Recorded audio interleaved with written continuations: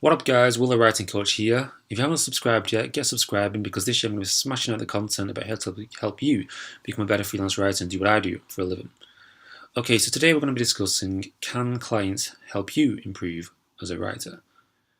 Now, the obvious answer to this is that clients can't, because clients are the business owners, they're the entrepreneurs, they're the marketers, and you're the writer. You should be the one who's showing them how to write. But here's the thing though, clients can help you become a better writer. In fact, the reason I'm so successful today as a freelance writer is because my clients have helped me, because I've listened to the feedback they've given me, and it's helped me become the writer I am today.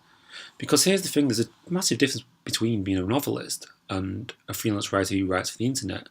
The writer for the internet is a very specialised skill, and when you first start doing it, like I did a couple of years ago, it's very hard to understand exactly what the client's looking for if you've never done it before. If you've never written a blog for the internet before for a certain audience before, it's very difficult the first time you do it, and you'll make mistakes.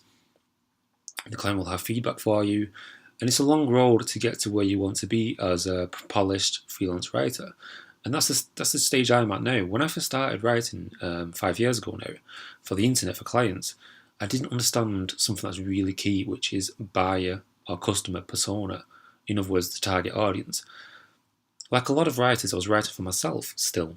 I was in the habit of writing something that I enjoyed to write, that I would find pleasure in reading.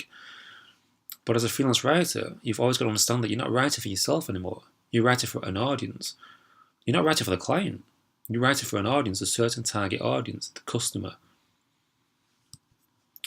And it's the client who understands the customer better than you do at this stage in your career when you first starting out.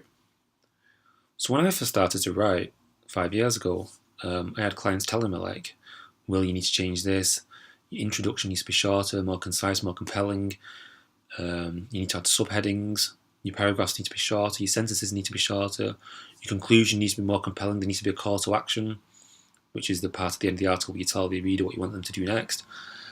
And it took me a long time to understand all this, to understand that writing for the internet is very different to writing a novel for yourself. And it's only by listening to the client, who understands the target audience and who understood the internet better than I did back then, that I became a better writer. You see, you might be an amazing writer, you might be amazing at writing poetry or prose or short stories or novels or anything like that. You might be really good. But it doesn't count for much when you're writing for the internet, because all of a sudden this is now marketing. What you're doing now is writing, but it's also marketing. And it's very different to writing a novel. So you've got to listen to what the client says to you, the feedback they give you. And it's by listening to the client and the feedback they keep giving you each article, that's how you improve. That's how you get better and better at writing for the internet.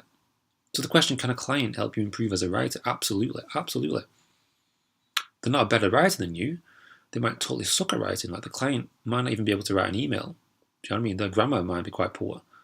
But they understand the market, the customer buyer, and the way writing for the internet looks better than you do at this point in your career if you're just starting out. So when a client criticizes you or gives you feedback, listen to it, take it on board, and improve. That's what I did, and that's where I am today now. So when I write articles now, I understand exactly the customer persona, the target audience. I understand exactly what the client wants. And if I don't, I ask for clarity. And they'll say like, oh, we want it to be like this blog.